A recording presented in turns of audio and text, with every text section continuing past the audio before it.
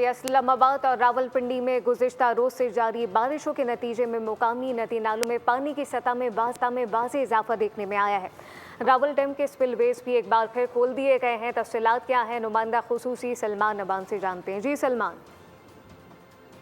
कुछ देर पहले ये स्पिलवेज खोले गए और डैम है वो 1750 से 1746 फुट पर लाने के लिए 5 घंटे तक मुसलसल ये स्पिलवेज खुले रहेंगे और इस दौरान डैम की सतह को कम से कम 6 फीट या 4 फीट के करीब जो है वो कम किया जाएगा, ताकि पानी का लेवल जो है वो खतरे के निशान से नीचे। एक बार फिर मुसलसल तीसरी बार इस सीज़न के अंदर हमने देखा है कि इस वक्त जो मानसून का चौथा स्पेल जारी है और ख़ासा ताकतवर स्पेल है। डैम का जो अखराज या स्पिलवेज हैं वहाँ पर कोरंग नाला है और इस नाले के अतराफ में दफ़ा 144 नाफिज है। इसके साथ साथ नाले में नहाने या इसको एहतियाती तदाबीर को मलहूज़े खातिर रखा जा सके। सलमान, आपका बहुत शुक्रिया।